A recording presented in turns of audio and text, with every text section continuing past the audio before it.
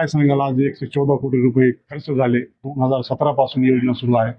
आजही अनेक भागात 20-20 दिवस 25-25 दिवस पाणी मिळत नाही. तुम्ही स्वतः तुमचा स्वतःचा ठराव होता, तुम्ही आणि भीमराव वाकचौरेचा, ह्या सभागृहामध्ये हा काम महाराष्ट्र जीवन प्राधिकरणाला देण्याचा आपण ठराव टाकला आणि भीमराव वाकचौरेने त्याला अनुमोदन केला आणि तुमचे स्वतःवर त्या एमजीपी कार्यालयाला उपोषण बसवण्याची वेळ आली. तर आता तुम्ही काय सांगा? ज्यावेळेस ही योजना मंजूर झाली होती, अधिकाऱ्याचं असणं, आपल्याकडं पाणी पुरवठ्यावर काम करणारे फक्त ज्युनियर इंजिनियर असायचे. एमजेपी ही संस्था पाईपलाईनचं काम करण्यासंदर्भात मातृसंस्था म्हणून आपण ओळखली जाते आणि ती मातृसंस्था असल्यामुळं त्यांना ते पूर्ण ठेवतात आपण दिलं होतं त्यावेळेस. परंतु तुम्ही जे दुसरा प्रश्न विचारला की त्याच्यानंतर उपोषणाची वेळ का आली, ज्यावेळेस आम्ही ही योजना खूप विश्वासाने एमजीपी कडे दिली होती, ज्या विश्वासाने आम्ही ती एमजीपी कडे दिली त्या विश्वासाला एमजीपी पूर्ण उतरले नाही. म्हणून आता एक निर्णय झालेला होता, तो काय आम्ही वापस घेऊ शकत नव्हतो. परंतु त्यांच्याकडून काम करून घेण्यासाठी जे काही लोकशाहीने आमच्याकडे अस्त्र दिलेले त्याच्यामध्ये सगळ्यात प्रभावी आम्हाला उपोषणाचं अस्त्र वाटलं, म्हणून आम्ही त्यावेळेस उपोषणाचं अस्त्र उपसून आम्ही त्या ठिकाणी उपोषणाला बसलो होतो. एवढी मोठी योजनेचं अंदाजपत्रक तयार होत असताना त्या अंदाजपत्रकामध्ये एक गंभीर चूक झालेली आहे. बाबा, तुम्ही ज्या ठिकाणी पाईपलाईन टाकली त्या पाईपलाईनला जे जोडणीचं काम आहे ते जोडणीचा जे आयटम अंदाजपत्रिकेमध्ये असायला पाहिजे, ज्या विषयावर तुमच्या सभागृहात अनेक सभासद सदस्यांनी सांगितलं की बाबा आमच्या ठिकाणी जोडणी झालेली नाही, पण जोडणीचं काम तुमच्या अंदाजपत्रकामध्ये नाही. कसं आता ते काम कसं करणार? बरोबर आहे, आपण विचारला प्रश्न अतिशय योग्य आहे. त्याच विषयावर या बैठकीमध्ये खूप मोठ्या प्रमाणात चर्चा झाली. त्याचा अर्थच असा होता की त्याचा सर्वे ज्या कंपनीने केला, डीपीआर ज्या कंपनीने बनवला, ती कंपनीच त्याच्यामध्ये दोषी आहे सगळ्यात प्रथम, आणि त्याच्यामुळे त्या कंपनीवर सुद्धा कारवाई होण्यासाठी आम्ही आता ठराव घेतलाय. मग आता 114 कोटी रुपये खर्च होऊन दे, पाणी मिळत नाही, मग आता दोषी कोणाला ठरतात? नगरपालिकेला? आम्ही ज्या एजन्सीला आम्ही हे काम दिलेलं आहे ती एजन्सी याच्यामध्ये दोषी आहे. ज्याच्या मार्फत हे काम करणं अपेक्षित होतं ती एमजीपी याच्यामध्ये दोषी आहे. हे तर स्पष्ट ना, त्याच्यामुळेच हे सगळं चाललेलं आहे. आता एक महत्त्वाचा एक विषय आहे, तुमची माहिती सुचवतो. बार्शी नाका टू तेलगाव नाका चौक हा पाईप शिफ्टिंगचं काम नगरपालिकाने आणि महाराष्ट्र जीवन प्राधिकरणाने हाती घेतलेला आहे. ज्यावेळी अंदाजपत्रक तयार होत होता, ज्यावेळी नॅशनल हायवेचे जागेतून पाईपलाईन जाणार होते, त्यावेळी महाराष्ट्र जीवन प्राधिकरण आणि नगरपालिकाने नॅशनल हायवेची परवानगी घेतली नाही आणि त्या परवानगी न घेता त्या ठिकाणी पाईपलाईन टाकली. आज ते रस्त्याचं काम बंद आहे आणि त्यामुळे आज तुमच्यावर 50 लाख रुपये खर्च करण्याची वेळ येते. मग हे चूक कुणाची आहे? कोण जबाबदार आहे? कुणाला जबाबदार आहे? तुम्ही ज्या वेळेस आता विषय आता मांडलेला आहे ना, तो विषय तुमचा योग्य आहे, परंतु विषय कधीचा आहे? तो प्रशासक कार्यकाळाचा विषय. त्यावेळेस बॉडीच नव्हती, त्याच्यामुळे तिथं कुणाचा येतं कमांड नव्हती. कुणाच तरी अंकुश असला पाहिजे ना संस्थेवर. हे बाबासाहेबांनी ही सिस्टीम घालून कशामुळे दिली? या संस्थेच्या माध्यमातून काम करत असताना त्याच्यावर कुणाच तरी अंकुश असला पाहिजे एखाद्या संस्थेवर, आणि ते अंकुश नसल्यामुळे ह्या ज्या काही गोष्टी घडल्या त्यामध्ये मध्यंतरी काळात घडल्या त्या गोष्टी. आता एकाच कामाचे 2 निविदा प्रसिद्ध झाले. एक नगरपालिकेने प्रसिद्धी केली आणि दुसरा महाराष्ट्र जीवन प्राधिकरणाने प्रसिद्धी केली. आता कोणता विभाग कोणता काम करणार आहे? म्हणजे कोणती पाईपलाईन आहे जे 2 निविदा प्रसिद्ध करण्यात आली? तुम्ही जो विषय आता मांडला तो विषय तुम्ही ओव्हरलॅपिंगच्या संदर्भात जर म्हणत असाल तर तसं काही झालेलं नाही. त्याच्यामध्ये विषय असा आहे की त्याच्या पाईपलाईनला जो आता तुम्ही म्हणले की तिथं तो प्रश्न उद्भवला आहे, त्याच्यामधून मार्ग कसा काढायचा म्हणून, पण ते खर्च कुणी करायचा? आता जर प्रश्न समोर उद्भवला आता ते काम करणं अपेक्षित आहे, बाजूला लाईन घेणं अपेक्षित होतं, पण ते काम कोणी करणं अपेक्षित आहे, तर त्याच्यावर विषय असा झाला की मग एमजीपीने काही काम करावं, नॅशनल हायवेने काही काम करावं आणि नगरपालिकेच्या संयुक्त विद्यमातून ते काम होणं अपेक्षित आहे. वास्तविक नगरपालिकेने कलेक्टर साहेबांना विनंती केली होती, त्या योजनेवर पूर्ण खर्च येणार होता 80 लाख रुपये परंतु कलेक्टर साहेबांनी त्याला मान्यता दिली नाही. म्हणून मग आम्ही त्याच्यामध्ये तुम्ही जे 50 लाखाचा विषय मांडला, खरं तर मला तुम्हाला क्रॉस करत नाही, परंतु तो विषय आहे 25 लाखाचा आणि बाकीचा इतर खर्च ती एमजीपी करणार. एमजीपीने निविदा प्रसिद्ध केली, तुम्ही बघितली? केली असेल, आमच्या टप्प्यात आम्ही केलं. एमजीपीने निविदा प्रसिद्ध केली, ज्या दिवशी नगरपालिकाची निविदा प्रसिद्ध झाली त्याच दिवशी एमजीपीने आपली निविदा प्रसिद्ध केली.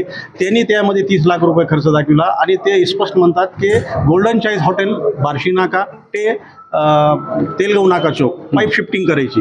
आणि नगरपालिका बी निविदामध्ये काय म्हणते की बार्शी नाका to Imampur road pipe shifting करायची. 2 डायमीटरचे पाईप आहे तिथं, तुम्हाला माझ्यापेक्षा आमचे इंजिनियर त्याच्यामध्ये अजून सविस्तर सांगतील. 2 डायमीटरचे पाईप आहेत, ते दोन्ही एक डायमीटरचा पाईप नगरपालिका शिफ्ट करणार आहे, एक डायमीटरचा पाईप MGP शिफ्ट करणार आहे. सरळ विषय तो. हे दोन काम ओव्हरलॅपिंग होणार नाही काळजी घेऊ आपण 100%. आता ते पाईपलाईनचं जे पूर्ण काम झाला त्याची जे टेस्टिंग करायची होती ते विषय तुमच्या एस्टिमेट मध्ये बी असताना आतापर्यंत ना MGPने केली ना नगरपालिकेने ना ठेकेदाराने त्याची जी हायड्रोलिक टेस्टिंग करायची त्याबाबत मी पूर्णतः छापलेला आहे. हायड्रोलिक टेस्टिंग न करता मग ते कामच झालं नाही आणि ते महाराष्ट्र जीवन प्राधिकरणाने शासनाला पत्र दिला की आम्ही ही योजना हस्तांतर केलेली आहे. योग्य बोलताय तुम्ही, आणि त्याच्यामुळेच ही योजना आम्ही हस्तांतरित करून घेत नाही आहोत. जोपर्यंत हे टेस्टिंग होत नाहीत, जोपर्यंत नगरपालिकेच्या सभागृहाच्या समाधानकारक त्या ठिकाणी ते काम करत नाहीत, तोपर्यंत ती योजना आम्ही हस्तांतरित करून घेणारच नाहीत. तुमचे 8 सुपरवायझरांनी रिपोर्ट दिलेली आहे की कोणत्या प्रभागात कोणत्या झोनमध्ये किंवा एकूण 12 झोन आहे त्या 12 झोनमध्ये अजून किती काम बाकी आहे. 18 झोन आहे.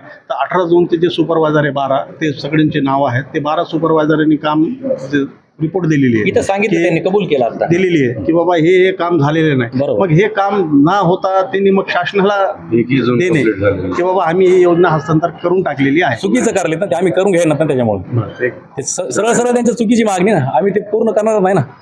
जोपर्यंत त्यांची योजना पूर्ण होत नाही, जोपर्यंत सभागृहाचं समाधान होत नाही, तोपर्यंत ती योजना हस्तांतर करून घेणार नाही. झाल्याशिवाय त्याच्यामध्ये 2-3 टप्पे वेगवेगळे आहेत. मागच्या यांत्रिकीचा जर विषय आम्ही आता सभागृहामध्ये सांगितलं, जर यांत्रिकीचा विषय जर त्यांनी पूर्ण केला असेल आणि ते आमच्या विद्युत विभागाचे जर त्या ठिकाणी अधिकारी जर म्हणत असतील, त्यांचा अहवाल जर देत असतील की हे काम समाधानकारक झाले, तर विद्युत विभागापुरता आम्ही विचार करू, यांत्रिकी विभागापुरता, असा आता ठराव झाला.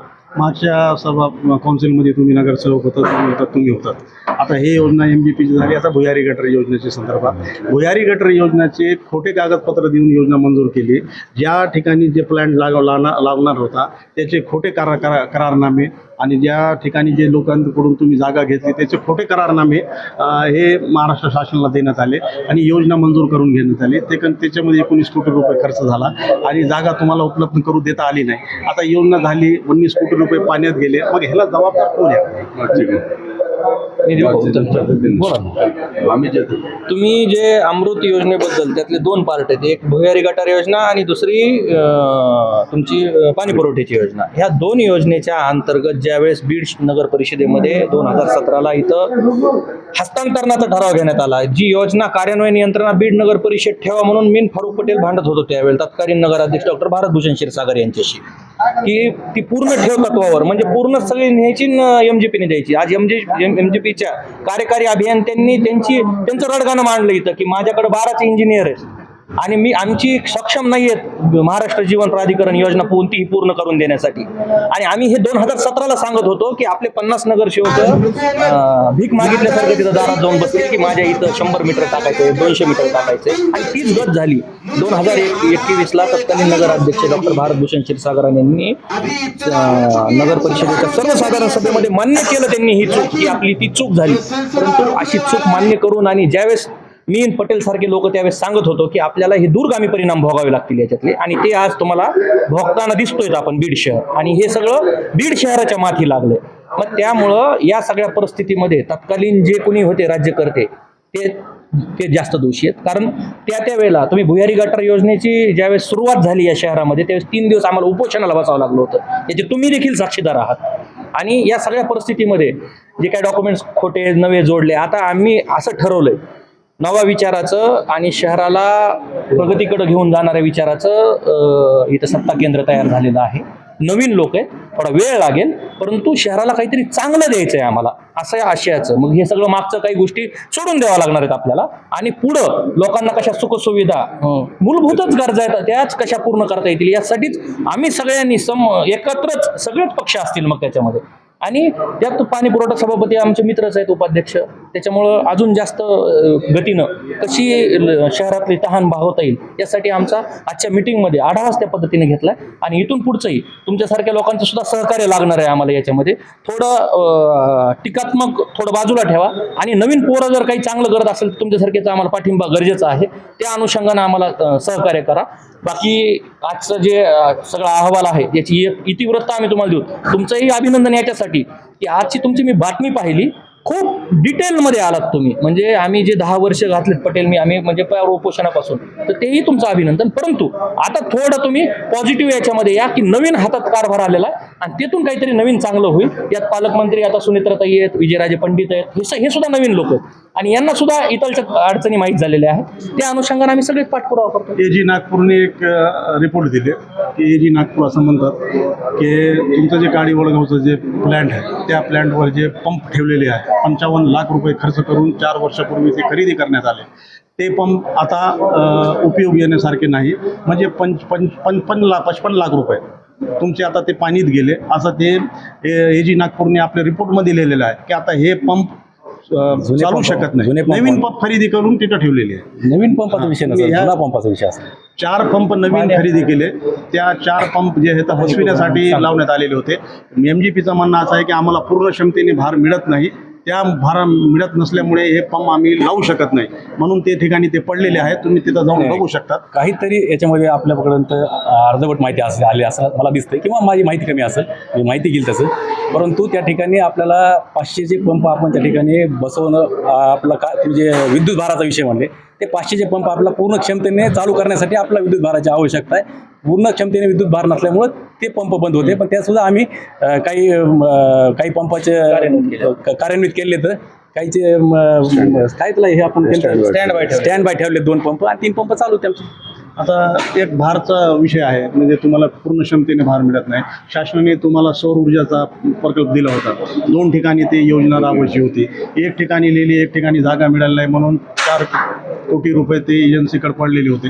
त्याची तक्रार दिली आम्ही. पूर्णतः तक्रार झाल्यानंतर मग मागचे जे मुख्य अधिकारी होते त्यांनी ते पैसे आपल्याकडून परत घेतले. मग आता ते 4 कोटी रुपये पडलेले आहेत तुमच्याकडे. मग आता ते सौर ऊर्जाचं करायचं काय? एक तर तुम्हाला विद्युत भार मिळत नाही आणि सौर योजनेची योजना बी होत नाही. हो, तुमचं बरोबर आहे. आता त्या विषयावर सुद्धा चर्चा झाली आहे. हे महाराष्ट्र जीवन प्राधिकरण एजन्सी आहे, याचे सगळ्या जबाबदाऱ्या त्यांच्यावर फिक्स केलेल्या आहेत. इथं त्यांनी नगरपालिकेकडून जे काही सहकार्य लागणार आहेत ते आम्ही सगळे लोक देणार आहेत त्यांना. आणि या सगळ्या पलीकडे जाऊन हे जे पैसे आहेत याला अजून अतिरिक्त पैसे लागणार आहेत. नगरपालिकेचे बी जो काही हिस्सा होता या योजनेमध्ये 25%, त्यात 28 कोटीपैकी 20 कोटीच नगरपालिकेने दिलेले आहेत. 8 कोटीचा डिफरन्स आहे. म्हणजे हाही एक पार्ट आहे आणि याच्यापेक्षा 4 कोटीपेक्षा जास्त पैसे लागणार आहेत. मग ती जोडणी असेल किंवा मग तिकडची कामे असतील, या सगळ्या गोष्टीमध्ये. आणि त्याच्यावर हे सगळे 2 तारखेला त्यांनी त्यांची मिटिंग बोलवलेली आणि 8 दिवसात एक अहवाल तयार करून आपल्या बीड नगर परिषदेमध्ये ज्यावेळेस नगराध्यक्ष स्टँडिंगची मिटिंग कॉल करतील त्या स्टँडिंगच्या मिटिंगमध्ये ते सुद्धा येणार आहेत. आणि मग ते एक साधक बाधक चर्चा होऊन पुढं काय करायचं, आता ह्याच्यातून आउटपुट काढायचं आहे आपल्याला तोंड सुख घेत बसायचंच नाही. याच्यापूर्वी सुद्धा अशा बैठका जिल्हाधिकाऱ्यांकडे झालेल्या आहेत, जे काही आमच्यापेक्षा ते हायर अथॉरिटी आहे. इथं सुद्धा बैठका होऊन सुद्धा याच्यातून काय आउटपुट निघलं नव्हतं. म्हणून आम्ही आता ठरवलं सगळ्यांनीच की आता ज्या गोष्टी मागं झाल्यात त्याची चौकशी व्हायलाच पाहिजे. ती चौकशी होणार, जे दोषी त्याच्यावर कारवाई होणार. परंतु त्याच्यापेक्षा आता पुढे जावं लागलं आपल्याला. 5 वर्ष लोकांना उत्तर द्यायचे, लोकांना पाणी पाजायचं, शहरामध्ये आता कामं करायची. तर त्या अनुषंगाने आता पुढं काय करता येईल त्याच्यासाठी रोडमॅप तयार करून देण्यासाठी आम्ही त्यांना आदेशित केले आणि मला वाटतं 8 दिवसामध्ये अहवाल देतो म्हणून आम्हाला कबूल केलं. धन्यवाद. धन्यवाद.